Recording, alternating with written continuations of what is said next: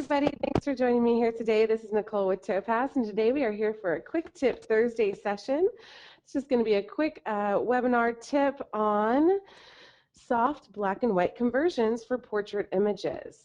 So with Topaz Black and White Effects, our black and white conversion tool, it's a pretty powerful, it's actually a very powerful tool that has a lot of different abilities within the program, and some of them can be pretty heavy-handed if you don't know where to look to create more soft and flattering types of portraits. So today I want to go over a few key areas within the program if you're working with portrait images, especially if you're working with images that you want to make appear soft or more flattering for skin, less detail and grunge.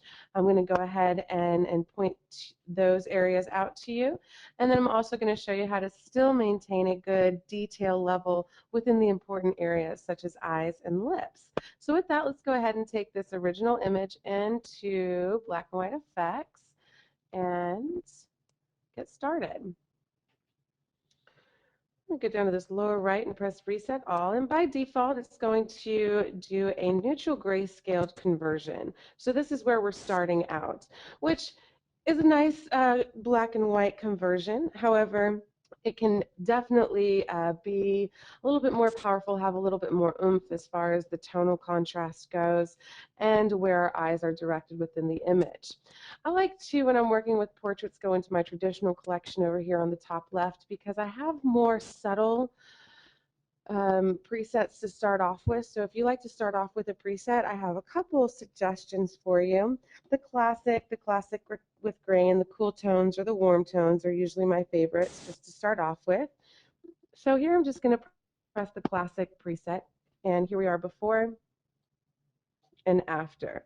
So we've definitely brightened it up. I'm liking the tones a little bit better, but right away with most of these presets, what you're going to notice is a little bit of detail enhancement that is applied to the overall image. And you can tell that within any areas where you might see some wrinkles or laugh lines or maybe a little bit of blemishes or freckles, you'll start to see that pop out just a little bit more. So we're going to talk about how to kind of control that and make that go back down. I'm going to come over here to the top right, and actually let's go in just a touch more here. There we go.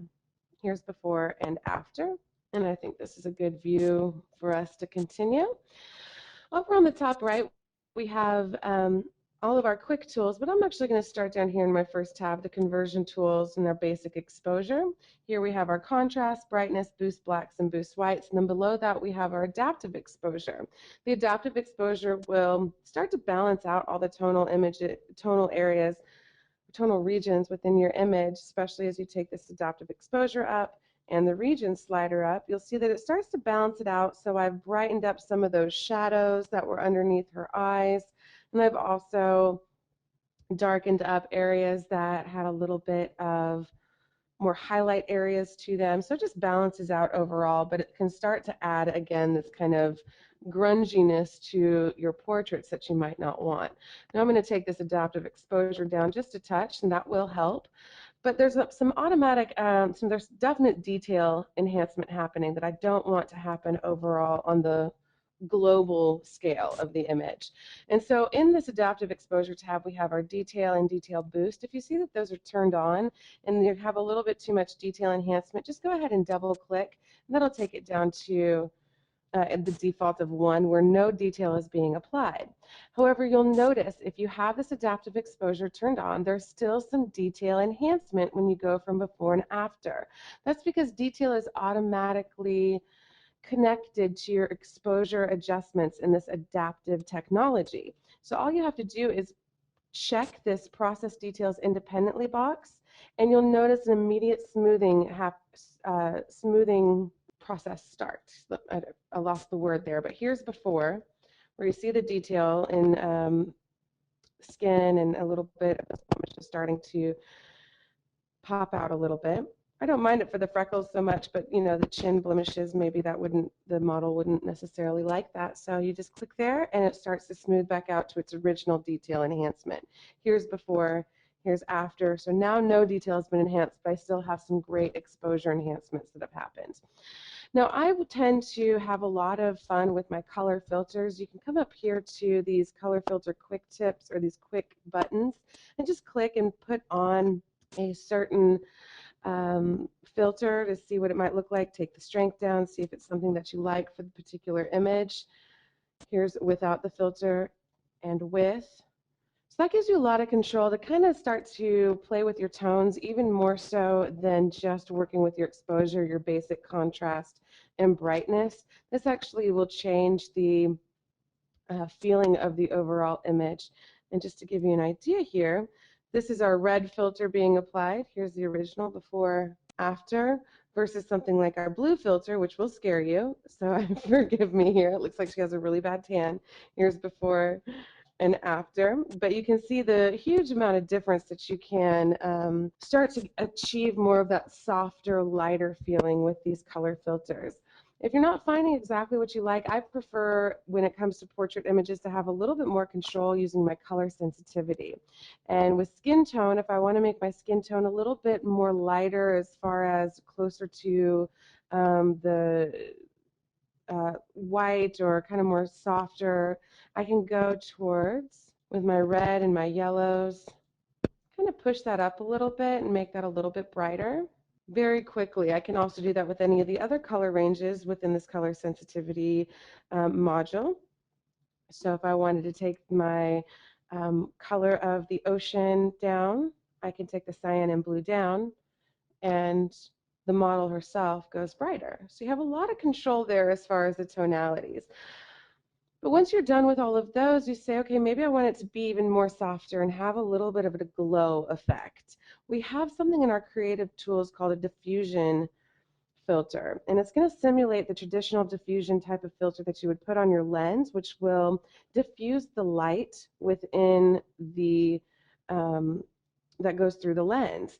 And so it makes everything a little bit soft and is great for images that you're wanting a little bit more of that more soft look. It's also more traditional in portraiture types of images. So as we go down here, if I just click this on, it's actually a pretty strong default setting. Here's before, or actually let me just show you the before the diffusion, and here's after.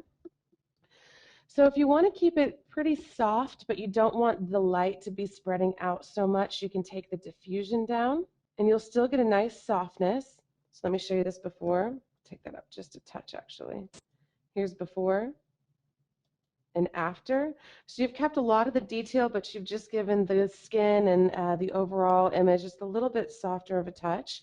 You can also go the other direction if you want a little bit more heavier of a diffused light with less softness. You can take that down for a different type of look, different type of softness. Here's before and after. And I actually like a little bit more softness and less diffusion itself. So I'll leave it right there and move on.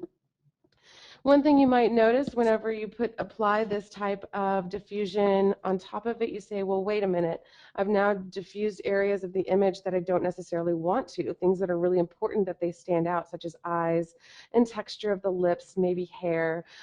We have something within black and white effects that allows for you to add detail into certain selective areas in this local adjustments area. So this brush is so important for me when it comes to portrait images. This detail brush is awesome. So I'm actually going to take that overall strength a little bit up. My brush size, I'll leave it about 48. My opacity, I'll leave it 0.25. Hardness is, I'll take my hardness up. My edge wear I'll take down. And I'm just going to paint in the area that I want to bring back detail. And I'm actually going to take that opacity up so you can start to see it right away. Now notice the difference in the eyes right away. The one that on our right here, her left eye, you can see has a lot more punch to it, and it just is kind of pierces through the image where it really didn't before. Here's before with the diffusion on top of it, and here's with that detail. Just a little punch starts to bring out the contrast, some detail within the iris itself. It's quite nice.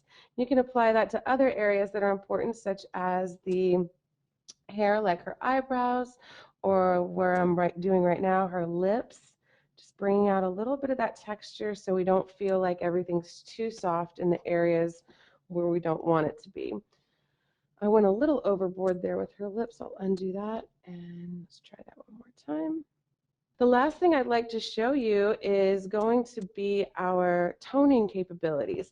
Now we have some individual quick tones up here where you can add in things such as more cooler tones like a selenium tone or a blue toner, gold blue toner. We also have copper red, but we also have sepia or anything like that that you can add in these quick tones. But I like just to, I'm going to go back to the default settings of my silver and paper tone. I really enjoy this warm tone for portrait images if you're trying to go for a little bit softer of a look.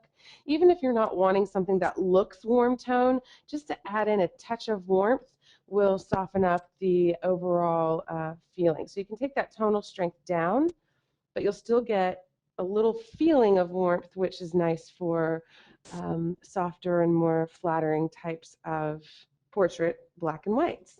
So here's before the silver and tone, and after it's just a little bit of warmth, but it does change it quite significantly.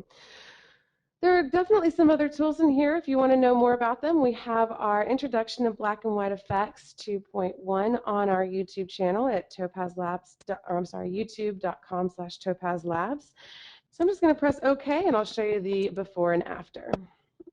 So we started off with our color image, which is nice. We could have really worked with this as well, but I wanted to go more towards a black and white and really have it be soft yet still powerful, and I think we achieved that with this final version. Thank you so much for joining me here for this Quick Tip Thursday, and I hope this gives you some ideas on how to maintain that softness in your black and white portraits, even with the powerful tools that you have within Black and White Effects. All right, take care, and we will see you soon. Bye, everyone.